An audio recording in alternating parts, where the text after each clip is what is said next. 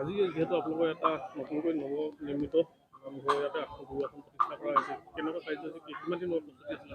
মই পোনপ্ৰথমেই আপোনালোকক ধন্যবাদ জনাইছোঁ। আজি আমাৰ বাবে এটা বিশেষ দিন।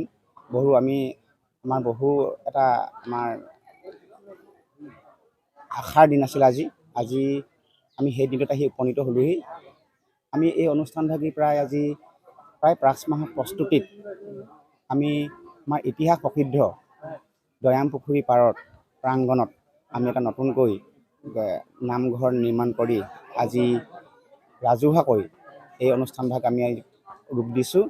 বিভিন্ন কাৰ্যসূচী আছিলে আমাৰ আজিৰ দিনটোত।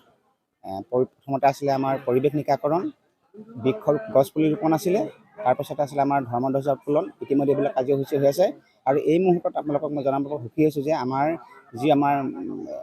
অনুষ্ঠানটো আজি মূল কাৰ্যসূচী গুৰু আসন প্ৰতিষ্ঠা ইতিমধ্যে চলি আছে।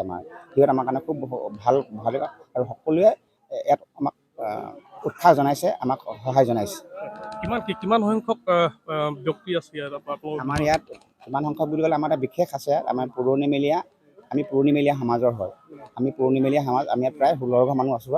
16 ঘৰ মানুহৰ আমাৰ উদ্যোগত আৰু স্থানীয় ৰাইজৰ সহযোগতহে আমাৰ এই অনুষ্ঠানটো আজি মই কৈছোঁৱেই যে প্ৰায় 5 মাহৰ প্ৰস্তুতি আজি এই ৰূপ পাইছেহি। আহি প্ৰায় আমাৰ 4 মাহ, আমাৰ 16 ঘৰ মানুহ প্ৰায়। গুৰু আসন প্ৰতিষ্ঠাৰ বাবে বিশেষ কোনোবা ব্যক্তিক আপোনালোকে নিমন্ত্ৰণ জনাইছিলে? আমিতো আমাৰ ওচৰ অঞ্চলৰ সকলো ভক্তপ্ৰাণ বৈষ্ণৱক আমি নিমন্ত্ৰণ জনাইছোঁ। লগতে আমি আজি গুৰু আসন প্ৰতিষ্ঠাৰ বাবে বিশেষ আমি 5জন ব্যক্তিক আমি নিমন্ত্ৰণ জনাইছিলোঁ। তাৰে এজন হ'ল আমাৰ বাক্সুৰ আমাৰ দুলাল মহন্তদেৱ। তেখেতে ইতিমধ্যে তাৰ প্ৰস্তুতি কাৰ্যসূচী চলাই আছে। লগতে আছে আমাৰ স্থানীয় অনিল গগৈ আহিছিলে। অনিল গগৈ এই মুহূৰ্তত আহি পাইছেহি। দেৱেশ্বৰ গগৈ আৰু আছিলে আমাৰ সদা গগৈ, দেৱ বৰুৱা, ৰমাকান্ত নক, এনেকৈ কৰি আমাৰ আজি অনুষ্ঠানটো চলি আছে গুৰু প্ৰতিষ্ঠা।